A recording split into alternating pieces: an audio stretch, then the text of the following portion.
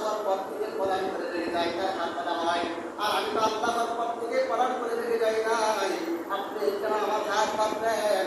তবুও ইব্রাহিম আলাইহিস সালাম সন্তানের কথা না শুনে তার হাত পা ভালো করে বেঁধে ইব্রাহিম আলাইহিস সালাম যখন আমিনা বাইরের মধ্যে যখন তাকে শোয়াইবে জবাব করবে, জবাব করার সময় যখন তার গলার উপর দিয়ে চাকু চালাবে, দাঁড়ানো চাকু যখন চালাবে, শত চেষ্টা করতেছে, ইসমাইল আলাইহিস সালামের গলা কাটতে পারে নাই, ইসমাইল আলাইহিস সালামের গলা কাটতে পারে নাই। এক পর্যায়ে রাগ করে ইব্রাহিম আলাইহিস সালাম চাকুটাকে হাত থেকে ফেলে দিয়েছে। এই অবস্থায় ইব্রাহিম আলাইহিস সালামের সাথে চাকু কথা বললো। চাকু কি কথা বললো? চাকু বললো, ইব্রাহিম, তোমার আল্লাহ তোমাকে নির্দেশ দিয়েছে একবার তোমার সন্তান ইসমাইলকে জবাই করার জন্য, আর আমার আল্লাহ আমাকে নির্দেশ দিয়েছে দরবার আমি যেন তাকে জবাই না করি, আমি যেন তাকে না কাটতে পারি। এই কথা বলার পর সাথে সাথে পিছন দিকে ইব্রাহিম আলাইহিস সালাম জান্নাত থেকে দুম্বা নিয়ে হাজির। এখন প্রশ্ন হলো, দুম্বাটা কোথা থেকে আসলো? আলোচনার মাধ্যমে বলেছিলাম আদম আলাইহিস সালামের সন্তান হাবিল দুম্বা কুরবানি করেছিল পাহাড়ের উপর দুম্বা রেখে আসার পর আসমান থেকে আগুন আইসা আদম আলাইহিস সালামের সন্তান হাবিলের দুম্বাটাকে জ্বালিয়ে দিয়েছিল। সেই দুম্বাটাকে আমার আল্লাহ জান্নাতের মধ্যে 3000 বছর পর্যন্ত লালন পালন করার পর বর্ষণ হয়েছে। সেই দুম্বাটাকে আল্লাহ তাআলা জিবরাইল আলাইহিস সালামের মাধ্যমে দুনিয়াতে পাঠিয়ে দিলেন, যাও জিবরিল তাড়াতাড়ি যাও, আমার এই দুম্বাটাকে নিয়ে যাও, নিয়ে গিয়ে ইব্রাহিম আলাইহিস সালামের চাকরি করে রাখো। এই অবস্থায় দুম্বাটা জমা হয়েছিল, দুম্বার চামড়া দিয়ে ইব্রাহিম আলাইহিস সালাম দস্তরখান বানিয়েছিল। সেই দস্তরখানের মধ্যে যত মেহমান আসতো সমস্ত মেহমানকে দস্তরখানে বসাইয়া নেওয়া হয়েছিল। এই দুম্বা এভাবে দুম্বা জমা হয়েছিল। তো কোরবানির ইতিহাসটা আমরা যেই কোয়ালিটিতে, যে অবস্থাতে, যেই নিয়মে কোরবানি দেই, সেই কোরবানিটা ইব্রাহিম আলাইহিস সালামের সন্তান ইসমাইল থেকে শুরু হয়েছে। এই জন্য ইসমাইল জবিহুল্লাহ, জবিহুল অর্থ জবাহ, আল্লাহ জবিহুল্লাহ তাকে উপাধি দিয়েছিল ইসমাইল জবিহুল্লাহ। এখানে লক্ষণের বিষয়গুলো, কোরবানি যেহেতু একেবারে আসন্ন, কোরবানি একেবারে সন্নিকটে, এই জন্য কোরবানির ইতিহাস বললাম। তো আল্লাহ রাব্বুল আলামিন এই কিছু আয়াতের মধ্যে মানুষদের জন্য শিক্ষণীয় বিষয় রেখেছেন। এক নম্বর শিক্ষণীয় বিষয়, যার কোনো সন্তান হয় না সে কোনোদিন নিরাশ হবে না, আল্লাহর কাছে দোয়া করবে। যেদিন আল্লাহ কবুল করে নেবেন সেদিনই সন্তান দেবেন। অনেকে তো বলে সন্তান অনেকের হয় না, আর অনেকের সন্তান পায়, সন্তান আসে নষ্ট করে দেবে। সন্তান তো বিভিন্ন পুকুরের মধ্যে পাওয়া যায়, বিভিন্ন জায়গার মধ্যে সন্তান পাওয়া যায়, আর অনেকের সন্তান পায় না।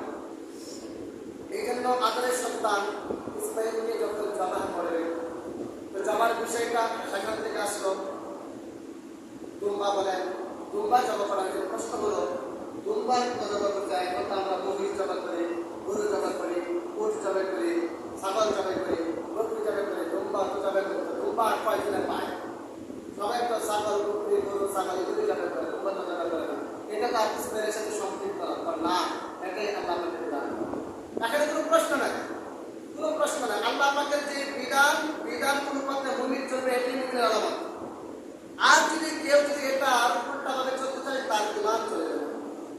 যদি কয় না দুম্বাই কোরবানি দিতে হবে, গরু দেওয়া হবে না, ছাগল দেওয়া হবে না, আমার মহিষ দেওয়া হবে না, তাহলে তার ইমান চলে যাবে। কেননা এটা আমাদের বিধান, মানতেই হবে।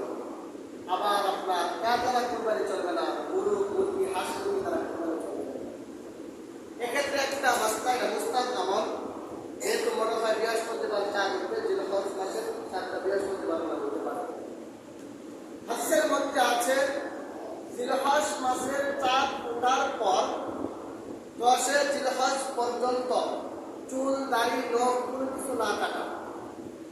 কারণ যদি কেউ না কাটে আর ঈদের নামাজ থেকে আইসা যদি চুল, দাড়ি, নখ কাটে, তাহলে সে কোরবানি করা সব পাবে, কোরবানি করা সব পাবে। এটা মুস্তাহাব আমল, ওয়াজিব কোনো বিষয় না, মুস্তাহাব আমল। যারা পারে আপনারা 4 দিন উঠবে, এর আগে লোক চলে গেলে সব লোক কেটে ফেলবেন। 10 দিনের লোক পরে হয়ে গেলে কোরবানির পরে ঈদের থেকে আসে, তখন লোক চলে গেলে কাটবেন। এই 10 দিনের মধ্যে আপনি আমি যদি লোক চুল কাটা থেকে বিরত থাকি তাহলে কুরবানি করা সম্ভব। এই জন্য আমরা এই আমলটা করবো। এটা আপনার মনে বৃহস্পতিবার হতে পারে, শুক্রবার যেহেতু সামনে শুক্রবার, তো বৃহস্পতিবার আগে আমি এই সংখ্যাটা দিয়ে দিলাম, সবাই মিশে আমল করবে। তো কোরবানির বিষয়, কোরবানির ইতিহাস নিয়ে সংক্ষিপ্ত আকারে আলোচনা করলাম। তো সামনের সপ্তাহে ইনশাআল্লাহ কোরবানির মাসাইলের কোরবানি, আজকে হলো ফাজাইলের কোরবানির আলোচনা, সামনের সপ্তাহে মাসাইলের কোরবানির আলোচনা চলবে। তবে যেহেতু 4 ফুটার পর পরে মানুষ কোরবানি করতে ফেলবে, এখন প্রশ্ন হলো 4 ফুটার পরে আগে কি কোরবানি কিনা যাবে না? যাবে। কেউ যদি ইচ্ছা করে আজকে কোরবানি কিনতে পারবে, কেউ যদি ইচ্ছা করে কালকে কোরবানি কিনতে পারবে, 4 ফুটার আগে কোরবানি কিনতে পারবে, অথবা কেউ যদি ইচ্ছা করে কোরবানি ঈদের পরে আমি সামনের বছরে কোরবানি কিনতে ফেলবো, এটাও পারবে, সমস্যা নেই। তবে এখানে সতর্ক হলো যদি কেউ কোনো গাভী গরু কিনে তাহলে তার দুধ খেতে পারবে না। কথার কথা, আপনি কোরবানি এক কোরবানির পরে অথবা রোজা ঈদের পরে আপনি কোরবানির জন্য গরু কিনেছেন, গাভী বলেন, এই গাভীর দুধ আপনি খেতে পারবেন না। এটা সৎকা করে দিতে হবে অথবা তার মূল্য সৎকা করে দিতে হবে। অথবা আপনি ষাঁড় গরু কিনলেন, ষাঁড় গরু দ্বারা নিজে উপকৃত হতে পারবেন না। এটা যে ষাঁড় গরু দ্বারা নিজে উপকৃত হওয়া যাবে না, গাভীর দুধ দ্বারা নিজে উপকৃত হতে পারবে না, সেই দুধ অথবা তার মূল্য আল্লাহ রাসূল সৎকা করে দিতে হবে, গরীবদেরকে দিতে হবে। এই জন্য 4 ফুটার পরেই কোরবানির জন্তু কিনা উত্তম। এখন আরেকটা বাস্তব হচ্ছে, কোরবানির জন্তু কেনার ক্ষেত্রে আমরা শরীরটা ভালো করে লক্ষ্য করব।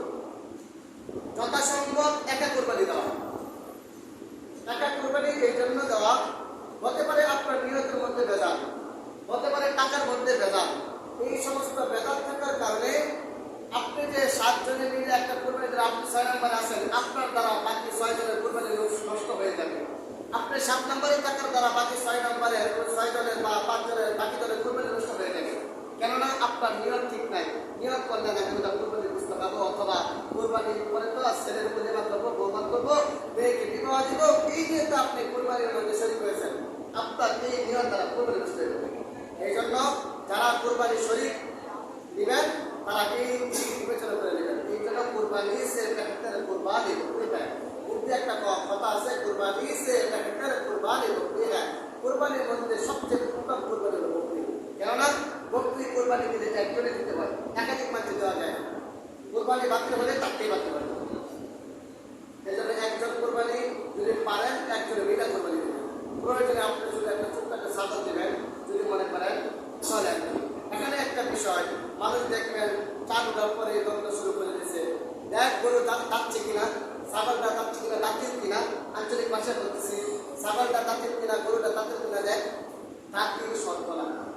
এটা বোঝার জন্য একটা উদাহরণ দিই। একবার মনে করেন 25 বছর হয়েছে, এই লোককে দাড়ি নাই, বিবাহ করাবেন না? 30 বছরের যুবক আছে তো, তার গালে দাড়ি নাই, তাকে বিবাহ করাবেন না? কারণ সে তার যে প্রাপ্তবয়স্ক হয়েছে, তার চিত্ত কোনো আলামত নাই। আইডি কার্ড দেখলে বয়স তার 30 বা 25 হয়েছে, বিবাহের সময় হয়েছে, কিন্তু গালের মধ্যে দাড়ি নাই। এই জন্য বিবাহ করাবেন না? হ্যাঁ, বিবাহ করাবেন। সরকারের একটা 18 বছর বা 22 বছর বা 24 বছর, এই বছরের ভিতরে দাঁড়িয়ে আসে নাই, তাকে অবশ্যই বিবাহ করানো হবে, আইডি কার্ড দেখে হলেও। দাঁতিল কোনো শর্ত না। আমি বলতেছি কুরবানি জন্তুর ক্ষেত্রে দাঁতিল কোনো শর্ত না, বয়স লাগবে। গরু হলে 2 বছর, ছাগল হলে 1 বছর, ছাগল 1 বছর, ছাগল বেড়া 1 বছর। হ্যাঁ, এই ক্ষেত্রে বেড়া যদি 6 মাসের বেড়া যদি 1 বছরের মতো দেখা যায়, তাহলে 6 মাসের বেড়া দ্বারা কুরবানি দেওয়া যাবে। রাস্তাটা বোঝেন। ছাগলের লাগবে 1 বছর, দুম্বার লাগবে 1 বছর, দাঁতের শর্ত না। গরুর লাগবে 2 বছর, মহিষের লাগবে 2 বছর, দাঁতের শর্ত না। হতে পারে সে 2 বছর পরে দাঁততে পারে, অথবা আগে যেতে বলছে। এখন কথার কথা, 15 মাসে গরুটা দাঁতিল হয়ে গিয়েছে, বয়স হয় না, তাদের কুরবানি চলবে না। 15 মাসে গরুটা দাঁতিল হয়ে গিয়েছে, বয়স 2 বছর হয় না, তার দ্বারা কোরবানি চলবে না। 8 মাসে ছাগল দাঁতিল হয়ে গিয়েছে, 1 বছর হয় নাই, তার দ্বারা কোরবানি চলবে না, বয়স লাগবে। বেড়া 6 মাস হয়েছে, কিন্তু দেখতে দেখা যায় 1 বছরের মতো, এর দ্বারা কোরবানি চলবে। এটা শুধু বেড়ার ক্ষেত্রে, এই অপশনটা শুধু বেড়ার ক্ষেত্রে। এই জন্য আমরা দাঁতিল তালাশ করবো না, বয়স তালাশ করবো। এখন যেই বেড়া বিক্রি করবে, যেই পিঠি বিক্রি করবে, যেই পিঠি যদি কর না, 2 বছর হয়েছে, 8 বছর চলে, যাচ্ছে না। সে যদি মিথ্যা কথা কইয়া বলে বিক্রি করে, তাহলে গুণাগার সে হবে। আপনি তো 2 বছর ধরে বলে কিনছেন। 7 জন শরীকের মধ্য থেকে অনেকে দেখবেন 2 জনে মিলে 1 শরীক হয়। এই মাসটাটা মনে ইতিপূর্বে আপনারা শুনেন নাই। 2 জনে মিলে শুনছেন, গত বছর আমি এখানেই বলেছিলাম। 2 জনে মিলে 1 শরীক হয় টাকার অভাবে। মনে করেন আপনি 70,000 টাকা দিয়ে গরু কিনবেন, এখন 10 করে 6 জনে দিয়ে 60,000 টাকা, আর 2 জনে মিলে 5,000 করে 10,000 টাকা, মোট 70,000 টাকা হয়েছে। এভাবে কোরবানি দিলে কোরবানি হবে না। তার কারণ কি? কারণ হচ্ছে আপনি তো অধিকার পেয়েছে শরীয়ত করে তার 7 জনের নাম বলতে পারবেন, আপনার তো শরীর তো 8 জন বলবেন, 7 জনের নাম, ঠিক আছে। 7 জনের নাম বলার দ্বারা আপনি গুস্ত নিয়ে আসতেন বাড়িতে, 2 জনে 5,000 করে গুস্ত বন্টন করে দিলাম। মনে করলেন আপনি গরুর মধ্যে হুজুরের সামনে উল্লেখ করলেন, অথবা 7 শরীরটা উপস্থিত হইলেন, আমি 7 নম্বরের মধ্যে আছি, তবে এই গুস্তটা বাড়িতে নিয়ে বন্টন করতে হইব। নাম তো উল্লেখ করছেন একটা, বাড়িতে আনিয়া গুস্ত কেমন যেন বিক্রি করে দিলেন, গুস্ত কেমন যেন বিক্রি করে দিলেন। আর কোরবানির গুস্ত বিক্রি করা যায় না, কারণ নাম উল্লেখ করছেন একটা, বাড়িতে আনিয়া 5,000 টাকা, এবারে দিতে 5,000, আপনি 5,000, 10,000 টাকা দিয়ে নাম দিলেন একটা, বাড়িতে আনিয়া বা মাঠের মধ্যে ওই দুদিনে বাদ করে দিলেন, নাম বলেন একটা, আরেকটা বইয়াকে কেমন যেন তার কাছে আপনি এই গুস্তটা বিক্রি করে দিলেন।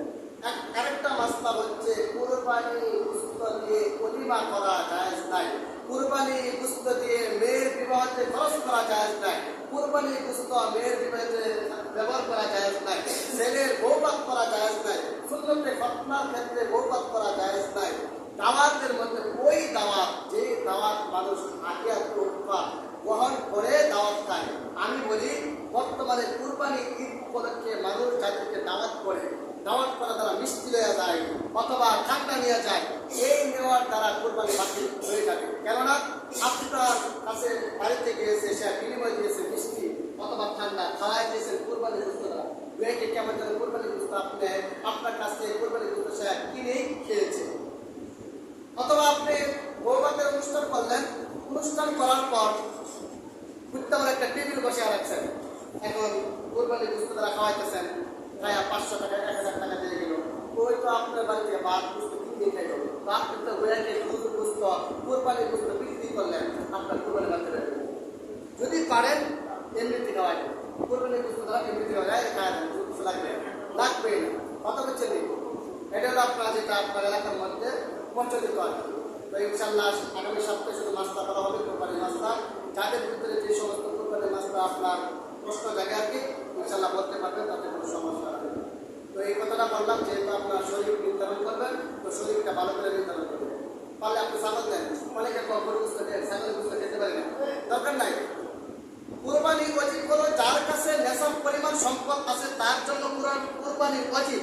প্রশ্ন হলো যদি কোনো ব্যক্তি নেশাব পরিমাণ সম্পদের মালিক না, একই কোরবানি দিতে পারবে? হ্যাঁ, দিতে পারবে, এটা তার জন্য মুস্তাহাব বিষয়।